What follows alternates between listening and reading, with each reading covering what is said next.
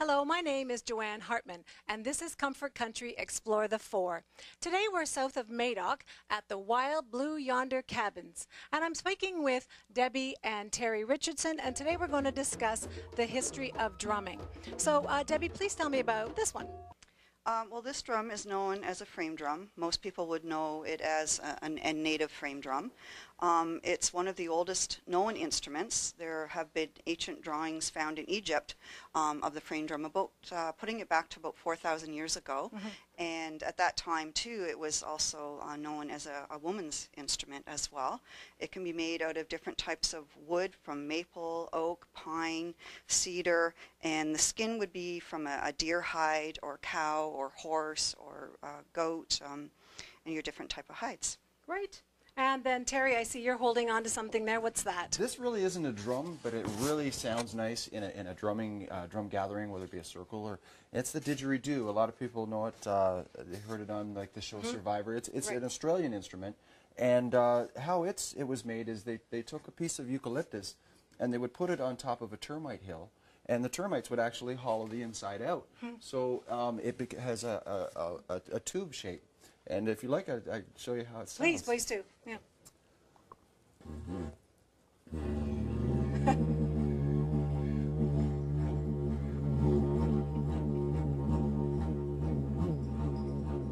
Awesome. Yeah, and you tell me that this is another didgeridoo? This is something I found in my travels, and I thought it was just amazing. It is amazing. It's a didgeridoo as well, but it's travel size, right? It looks like it looks like a snail. And what they've done is they've hollowed out a circular shape, and it has a similar sound.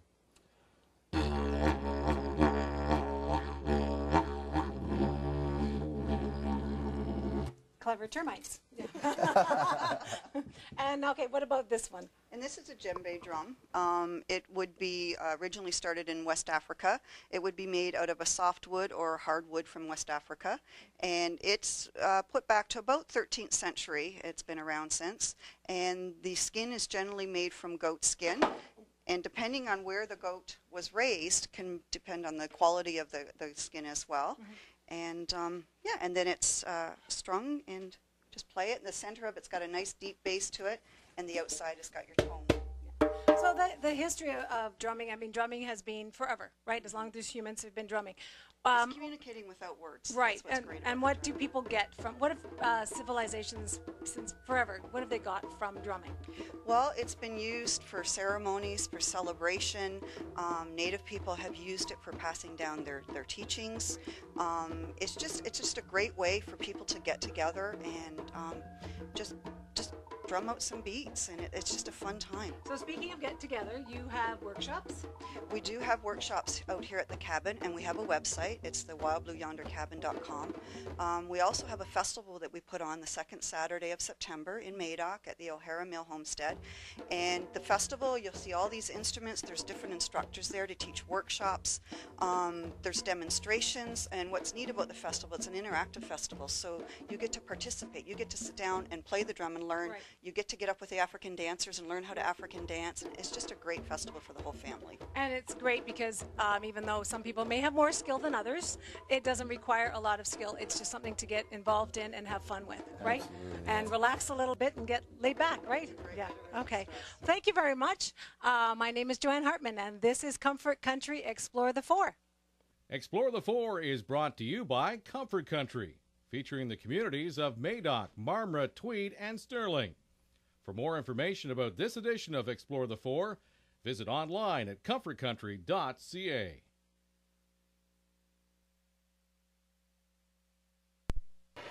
Welcome to Explore the Four.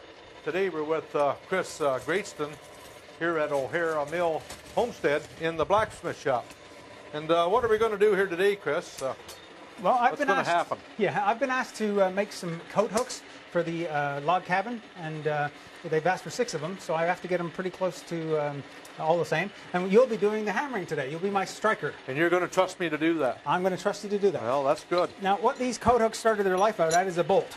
So this is your raw materials, and we'll be drawing out the point so that when we finally make it, it'll be an S-bend with the point that's driven into the log cabin. Okay. Won't need to be held in by screws. Mm-hmm. So here we go. This is going to be your first shot as a striker. Just got to hit right on that end, eh? Got to do it when it's hot, right? Yep, we got to work while it's hot. Strike while the iron's hot. Yeah. Okay. Guess that was the old saying, Okay, wasn't it? now I'm going to just flip it again. Okay. Okay, where you go? Right there on the end.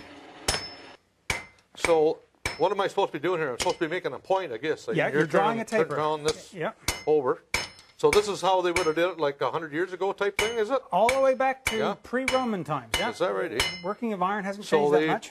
I guess they made, now did they horseshoe or whatever in these blacksmith shops? Blacksmiths did used to do the horseshoeing, yeah. Yeah, And okay. a general blacksmith would do everything to do with iron. Is that right? Yeah. And they would be trained right from a young fella, maybe 12 years old, and they could go up to 8 years old in their 8 years in their apprenticeship. Okay, thank you. They started out very young then. They learn did the start out trade. young, yeah.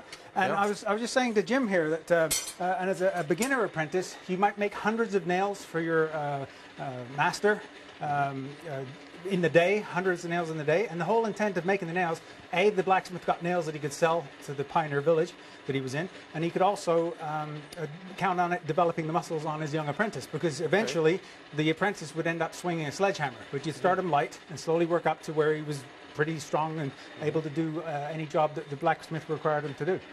So like here at O'Hara Mill, on a normal day or on an event day, so you show and demonstrate these things to the people, is that right? It gives people a chance to have some of the sights, smells, and sounds, and see and hear what would be a typical blacksmith shop environment. And so I'd say last time I was in, they brought me a pickaxe that was dull, rounded over, and to bring it into usefulness, you draw out a taper just like what you were doing with that coat hook, and then once it's properly quenched and then tempered, it becomes back to use again. So you'd never ever throw away, say something, oh, this is no good, it's worn out.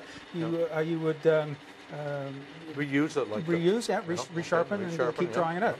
And so on this end, we'll put a sharper blade for cutting through roots and things. And so. So they would have made their own tools, like this hammer, for instance. They would have. Yes, that would be part of your apprenticeship. Yeah, that's right. At the end of your between 5 and 8 years of apprenticeship, you would get a suit of clothes. You'd get a set of tools which you made yourself, and you would get a piece of paper from your master blacksmith saying that you would be qualified as a journeyman to go to other pioneer villages and work for another blacksmith, or for yourself, or for the village. I think something's getting hot in there, Chris. Maybe you should show us how to do that. I think you'd do a better job than I would. I think you did very well. Looks to me like that's the right way to do it. Thank you very much for showing us how to do this today. And thanks everybody for tuning in to Explore the Four. See you next time. Explore the Four is brought to you by Comfort Country, featuring the communities of Madoc, Marmora, Tweed, and Sterling. For more information about this edition of Explore the Four, visit online at comfortcountry.ca. Hello, Ron Reed in Comfort Country, Explore the Four. Today we're at O'Hara Mill Homestead here in Madoc, talking to Dave Little, the chairman of this venue. Dave, could you tell us how this all got started and how it all come about? Well, as you know, Ron, this is a historic farm pioneer homestead, and we're trying to develop it as such. And it came about 6 years ago when we found that Quinte Conservation, who owns the property, felt that there wasn't possibly enough funding around to accommodate this sort of a thing. So a group of volunteers got together here in the Madoc area and formed our own group here and set up a management agreement whereby we can run it indefinitely and have full control of the operation. So that's how it began. And really it's a setting whereby 4 generations of O'Hara family were here for well over 100 years. And so being as they were quite an important family in the area, both for education, for religion, for justice of the peace work, this is a great chance for us to carry on what they left here in terms of artifacts and buildings, and to develop a tourist business here in Madoc. How many buildings are involved here? In Well, there are setting? about a dozen, Ron, and 4 of them are the originals that the O'Haras have left. The sawmill, which we believe is the oldest sawmill here in Ontario. The homestead, which was built in about 1847 or 1848. And there's a carriage house and a storage shed. That's what remains from the original. So throughout the year you have different events. So what kind of events do you hold here? Yeah, we've been trying to focus on a number of heritage-related events, and we start first with the 24th of May weekend. We have all the buildings manned on these events, and people in costume and doing some sort of skill related to pioneering. And then the second one is Canada Day, which is an important one for the Legion and the local people here. And then we have a major Heritage Day with a lot of activities on that day. And then we have a corn roast and kind of a harvest day. We have a drum festival in September. And then in first weekend in December, we have 3 nights, Friday, Saturday, and Sunday, which we call the Christmas in the log house, which is in the log house behind us here. And what we try to represent there is a Christmas in the 1830s, which was very different from the commercialized Christmases we have today. Yeah. When are you open to the public here? Yeah, well, we open on the Victoria Day weekend on the 24th of May and go through to Thanksgiving, Labor Day weekend on weekends. And during July and August, we're open 6 days a week. And when I say open, the buildings are all manned. But people can come here at any time. There's no charge, and we simply operate on donations here. Dave, thank you very much for helping us look over this venue today. It's been very interesting. You're welcome, Ron. This is Ron Reed, Explore the 4, Comfort Country. See you next time. Explore the 4 is brought to you by Comfort Country, featuring the communities of Madoc, Marmora, Tweed, and Sterling. For more information about this edition of Explore the 4, visit online at comfortcountry.ca.